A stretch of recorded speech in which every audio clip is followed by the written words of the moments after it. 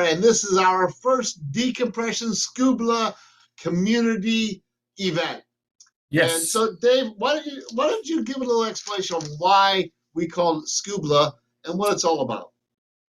The purpose of these decompression sessions is really to give the business owners an opportunity to, kind of let their hair down.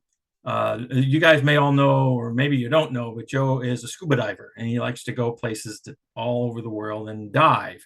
Avid scuba diver. Avid scuba diver. When you go under the water, the further down you go, the greater the amount of pressure that's on the body from the surrounding water.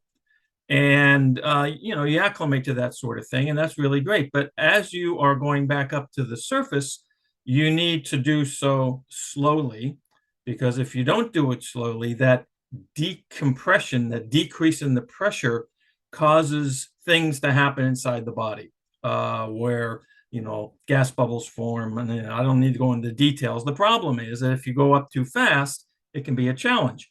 So that's why they stage these things and go up slowly. But if you have to go up quickly, then they have this thing on the ship, on the boat, called a decompression chamber, which is a safe space where you can go into this enclosed environment there, where they increase the air pressure to the point where it was like it was when you were underwater, and then it slowly decreases. So the idea here for this is that as a business owner, you are in the middle of it all the time. You are in the water, diving, taking care of business.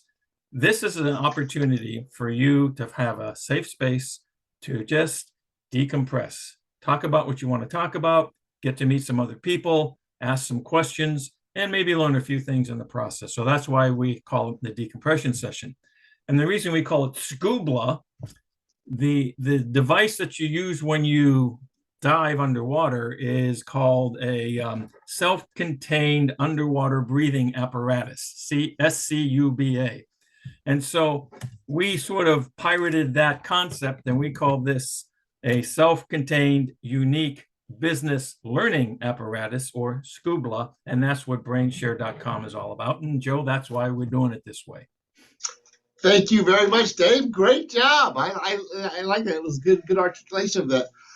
So this is your forum. This is your space. So this is a place to ask questions about the online learning system, to brainshare with other business owners, and do that. We'll typically have a topic that we'll be presenting or discussing based on your feedback. And today, I believe we have... So this is the idea, the idea is staying on top of changing conditions. And we don't just mean conditions in your business, but there's a lot of things that are going on. There's economic situations, there's political situations, there's social situations, there's your specific business situations. And how do you stay on top of those changing conditions? That's the concept. That's the topic today. Yeah, well, the information here came from a survey that the Bank of America did of 1,300 small businesses around the country. And this was published in the Silicon Valley Business Journal. And what they identified was that 77% of business owners believe that there will be, or that they are well equipped to survive a recession. 67% believe that there's going to be a recession in the next 12 months. 66% are expecting their revenue to increase, and 52% are expecting their business to expand. Okay, so there's a lot of positive momentum, but like we said at the beginning, there's a lot of things that can happen between now and then. And so the idea here is, how do you prepare yourself as a business owner to be able to manage change that might be coming down the pike? And that's what the brainSHARE roadmap is all about, right, Joe? That's absolutely right. So, and the roadmap, as we're looking at it, typically you review that on a quarterly basis along with your financials. What we're recommending as we're moving forward is you need to review this much, much sooner, at least on a monthly basis, and your financials on a monthly or even weekly basis, because things are changing so fast. Even though I think a lot of the businesses have a positive outlook, things are changing really fast, so we got to monitor them more frequently.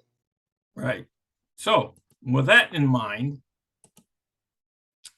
the roadmap keeps you up to date on key business initiatives so that you can properly manage them. And by the way, Dave, I've been doing this with my clients the last couple of weeks, and every one of them has modified their roadmap based on the current economic situation. That's a real good point and a great tip. So that's the whole thing about making sure that you do this on a regular basis. And especially like you said, Joe, now it's almost a weekly thing because circumstances are so volatile right now.